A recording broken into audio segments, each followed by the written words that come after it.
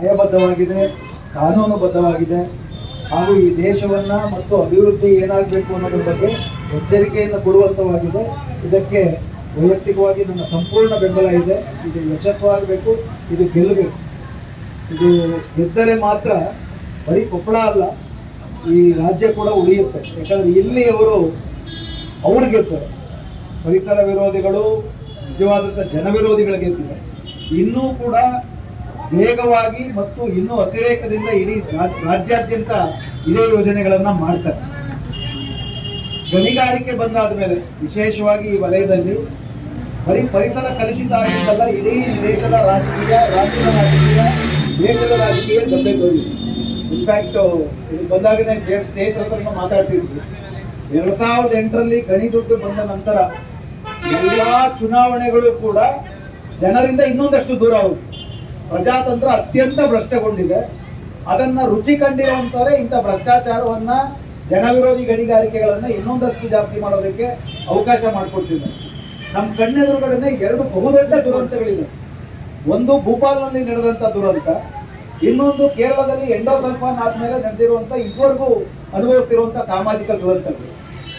ಭೂಪಾಲ್ನಲ್ಲಿ ಅಲ್ಲಿದ್ದಂಥ corporate ಅಧಿಪತಿಗಳು ಕೇವಲ 2 ಕೋಟಿ ರೂಪಾಯಿಯಷ್ಟು ಮಾತ್ರ ಖರ್ಚು ಮಾಡಿ ಒಂದು ಸಣ್ಣ ವಾಲ್ವ್ ಹಾಕಿದ್ರೆ ಇವತ್ತಿಗೂ ಕೂಡ ಅಲ್ಲಿ ಏನು ನಿರಂತರವಾಗಿ ಪೀಳಿಗೆಯಿಂದ ಪೀಳಿಗೆಗೆ ಜನ ನರಳ್ತಾ ಇದ್ದಾರೆ, ಅದನ್ನ ತಡಿಬೋದಾಗಿದೆ.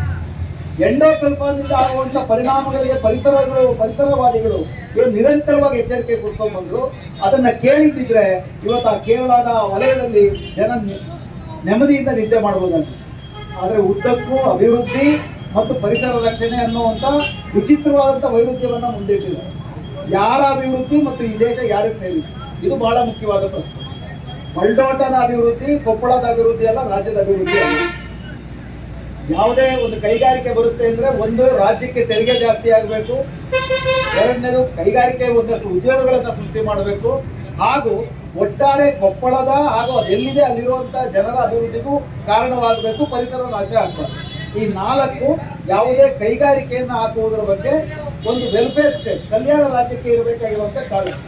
ಆದರೆ 91ರ ನಂತರ ಈ ಯಾವ ಕಾಳಜಿಯನ್ನು ಕೂಡ ವಹಿಸ್ಕೊಂಡಿಲ್ಲ. ಯಾಕಂದರೆ ನಮ್ಮನ್ನು ಆಳ್ತಿರೋರು ಜನಪ್ರತಿನಿಧಿಗಳಲ್ಲ, ಕಾರ್ಪೊರೇಟ್ಗಳ ಆಳುಗಳು. ಕಾರ್ಪೊರೇಟ್ಗಳ ಹತ್ರ ಹಣ ಇಟ್ಕೋತಾರೆ, ಕಾರ್ಪೊರೇಟ್ಗಳಿಗೋಸ್ಕರ ಕಾನೂನು ಮಾಡ್ತಾರೆ. ಜನರಿಂದ ಜನರಿಗಾಗಿ, ಜನರಿಗೋಸ್ಕರ ಅಲ್ಲ, ಕಾರ್ಪೊರೇಟ್ಗಳಿಗೋಸ್ಕರವೇ ಇರುವ ಸರ್ಕಾರಗಳು ನಮ್ಮನ್ನು ಆಳ್ತಾ ಇದ್ದಾರೆ. ಹೀಗಾಗಿ ನಾವು ಎದುರಾಕೊಂಡಿರುವಂಥ ಯಾರು ಶತ್ರುಗಳಿದ್ದಾರೆ ವ್ಯಕ್ತಿಗಳಾಗಿ ಮಾತ್ರ ಅಲ್ಲ, ಅವ್ರು ಮುಂದಿಟ್ಟಿರೋ ಅಭಿವೃದ್ಧಿ ಕಲ್ಪನೆ, ಅವ್ರು ಮಾಡ್ತಿರೋವಂಥ ಎಲ್ಲ ಕಾರ್ಯತಂತ್ರಗಳೇನಿದ್ದಾರೆ ಅದನ್ನು ಒಂದು ಕಡೆ ಆದರೂ ತೋರಿಸಿದ್ರೆ ಉಳಿದ ಕಡೆ ಎಚ್ಚರಿಕೆ ಬರುತ್ತೆ. 184 ದಿವಸ ಒಂದು ಹೋರಾಟವನ್ನು ನಿರಂತರವಾಗಿ ಮುಂದುವರಿಸಿಕೊಂಡು ಹೋಗೋದು ಹೋರಾಟದ ವಿಷಯ. ಇನ್ಫ್ಯಾಕ್ಟ್ ದೇವನಹಳ್ಳಿನಲ್ಲೂ ಕೂಡ ಅವರೊಂದು 1500 ದಿನಗಳ ಹೋರಾಟವನ್ನು ಮಾಡೋದು, ಸಂಪೂರ್ಣ ನ್ಯಾಯ ಅವ್ರಿಗೂ ಸಿಕ್ಕಲಿಲ್ಲ. ಈ ಸರ್ಕಾರ ಬಹಳ ಕುತಂತ್ರದಿಂದ ಕೊಟ್ಟಂತೆ ಮಾಡಿ ಕಿತ್ಕೊಳ್ಳುವಂತಹ ಕುತಂತ್ರದಲ್ಲಿ ಪರಿಣಿತರಿದ್ದಾರೆ. ಸೊ ದೇವನಹಳ್ಳಿಯಿಂದ ನಾವು ಉತ್ಸಾಹವನ್ನು ಪಡಿಬೇಕು, ಬಟ್ ಒಂದು ಎಚ್ಚರಿಕೆಯ ಮಾತು ಇದೆ. ಸ್ಪೆಷಲ್ ಅಗ್ರಿಕಲ್ಚರಲ್ ಝೋನ್ ಅಂತ ಕರೀತಾ ಇದ್ದಾರೆ, ಆ ಥರದ್ದೊಂದು ಇಲ್ಲವೇ ಇಲ್ಲ. ಬೇರೆ ಯಾರಿಗೂ ಕೂಡ ಅವ್ರು ಜಮೀನು ಕೊಡಬಾರ್ದು ಅಂತ ಇನ್ನೊಂದು ಕಾಯ್ದೆ ಮಾಡಿದ್ದಾರೆ. ಅಂದರೆ ಶಿಕ್ಷೆ ಕೊಟ್ಟಿದ್ದಾರೆ ಹೋರಾಟ ಮಾಡಿರುವಂಥ ರೈತರಿಗೆ, ನೀವು ನಮಗೆ ಕೊಡೋದಿಲ್ವ, ನೀವು ಯಾರು ಕೊಡ್ತೀರಾ ನೋಡ್ತೀವಿ ಅಂತ. ಸೊ ಒಂದು ಕಡೆ ಆದರೂ ಕೂಡ ಈ ರಾಜ್ಯ ಶಕ್ತಿಯನ್ನು ಜನಶಕ್ತಿ ಮಡಿಸ್ಬೇಕಾಗಿದೆ. ಸೊ ನಿಮ್ಮ ಹೋರಾಟ ಇನ್ನೂ ದೊಡ್ಡ ರೀತಿಯಲ್ಲಿ ಮುಂದುವರಿಬೇಕು. ಅಭಿವೃದ್ಧಿ ಅಂದರೆ ಏನು ಅನ್ನೋದು ಮರು ವ್ಯಾಖ್ಯಾನ ಆಗಬೇಕು.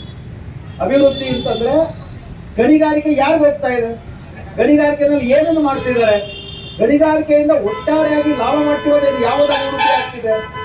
ಇವತ್ತು ಬೆಂಗಳೂರಿಂದ ಬರ್ತಿದ್ದೀನಿ ನಾನು. ಬೆಂಗಳೂರಿನಲ್ಲಿ 39 ಡಿಗ್ರಿ ಸೆಂಟಿಗ್ರೇಡ್ ಯಾವತ್ತೂ ಇರಲಿಲ್ಲ. ಇಡೀ ಏಪ್ರಿಲ್ನಲ್ಲಿ ಆಗಬೇಕಾಗಿದ್ದ ಮಳೆ ಏಪ್ರಿಲ್ 30 11 ಸೆಂಟಿಮೀಟರ್ ಮಳೆ ಆಗಿದೆ. ಆಲಿಕಲ್ ಮಳೆ ಬೆಂಗಳೂರು ಕಂಡಿಲ್ಲ, ಕೇಳಿಲ್ಲ. ಒಟ್ಟಾರೆ ಹವಾಮಾನ ವೈಪರೀತ್ಯಕ್ಕೆ ಈ ಗಣಿಗಾರಿಕೆ ಕಾರಣ ಆಗ್ತಿದೆ.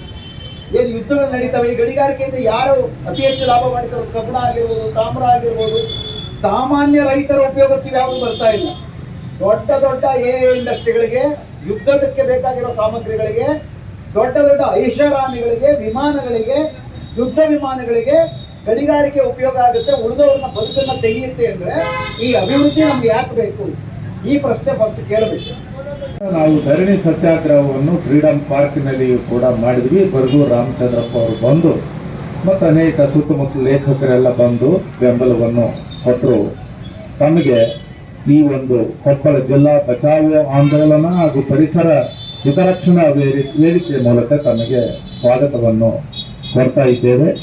ತಾವು ಈ ಕೊಪ್ಪಳದ ಜನರ ಅಭಿವೃದ್ಧಿ ಇದರಲ್ಲಿ ಇದೆಯಾ? ಬಲ್ಡೋಟ ಕೈಗಾರಿಕೆಗಳ ಅಭಿವೃದ್ಧಿನಲ್ಲಿ ವಿಸ್ತರಣೆ ಮಾತ್ರ ಅವರು ತಡೆಯೋದು ಮಾತ್ರ ಅಲ್ಲ, ಒಟ್ಟಾರೆ ಗಣಿಗಾರಿಕೆ ಮತ್ತೆ ಒಟ್ಟಾರೆ ಏನು ಕೈಗಾರಿಕಾ ಯೋಜನೆ ಇದೆ ಅವೆಲ್ಲವೂ ಪುನರ್ ವಿಮರ್ಶೆ ಒಳಗಾಗಬೇಕು. ಈ ಜನರ ಒಡೆತನ ಈ ದೇಶದ ಮೇಲೆ ಮತ್ತೆ ಸ್ಥಾಪನೆ ಆಗಬೇಕು. ಸಂವಿಧಾನವನ್ನ ಮತ್ತೆ ನಾವು ರೀಕ್ಲೈನ್ ಮಾಡ್ಕೋಬೇಕು. ಬಹಳ ದೊಡ್ಡ ಸವಾಲಿದೆ, ಹೇಳೋದು ಸುಲಭ ಅಲ್ಲ.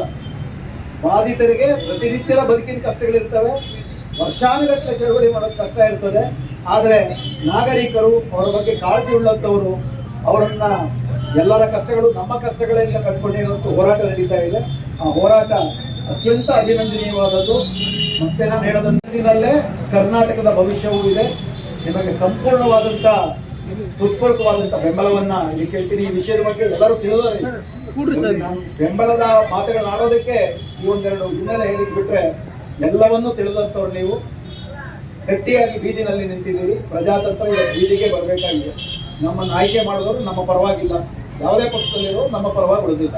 ಗೆದ್ದವರೇನಾದವರು ಉಳ್ಳವರ ಗೊತ್ತಾದವರು ಅಂತ ಸ್ನೇಹಿತರು ಹಾಡು ಹೇಳ್ತಾರಲ್ಲ, ಎಲ್ಲೋ ತನಕ ಕ್ರಾಂತಿಕಾರಿ ಮಾತುಗಳಾಡ್ತಾರೆ, ಗೆದ್ದಾದ್ಮೇಲೆ ಅವ್ರ ಪರವಾಗಿ ಕಾನೂನು ಮಾಡ್ತಾರೆ.